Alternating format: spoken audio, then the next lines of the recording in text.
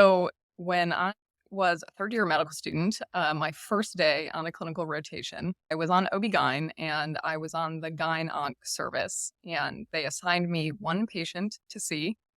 And it should have been really straightforward. She was a few days post-op from a major abdominal surgery, and I was just supposed to be checking in. And I go into the room around 4:30 or 5 in the morning, and I ask her how she's feeling. And she says, I feel okay, but my incision feels a little strange.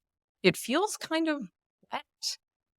And so I say, okay, may I take a look? And I peel back the blankets covering her abdomen. And I see that her wound has completely dehisced. And not only has it dehisced, but I can see wet, glistening organs extruding from the wound. And she says, "Does it look okay?" And I said, well, think I think there's something going on with your incision. Let me get someone else." And so I press the call button and I say, hi, this is Maria. I'm one of the medical students and I think there's something wrong with this patient's incision. Could someone come take a look? And you can practically hear the eye roll through the phone. No. And they say, "Yeah, okay, sure. Someone will be in a few minutes." And so I excuse myself from the patient to go find my team. And I find my intern, and it's also her first day. And her back is to me at the computer, and I say, "Oh, excuse me, so sorry to bother, but I think there's something wrong with my patient's incision." And she doesn't even turn around. She says, "Okay, well, grab some dressing supplies and we'll redress it on rounds." And I say, "Well, um, not really sure what kind of dressing might be appropriate for this situation." And some doubt has started to creep in.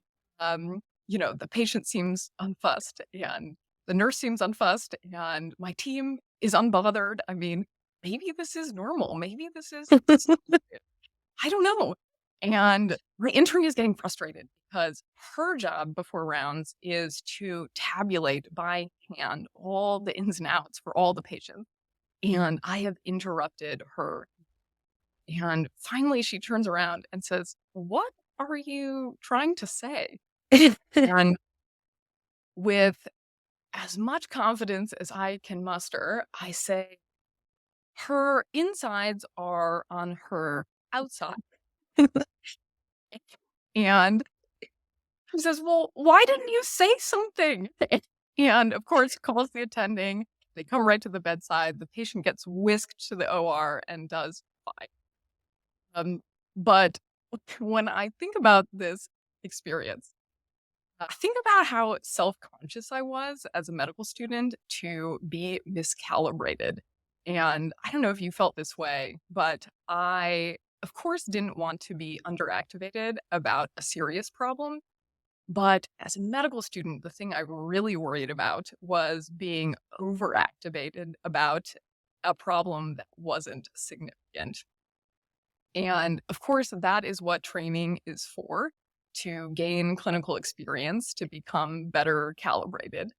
But I think that the value of intuition really never diminishes because even now, sometimes something is wrong with a patient and you can't quite put your finger on it, or maybe you don't have the medical vocabulary to describe what's going on. And you have to say something like their insides are on their outside. I think the takeaway for me was that if something doesn't seem right, it probably isn't right. And you should ask an expert for help.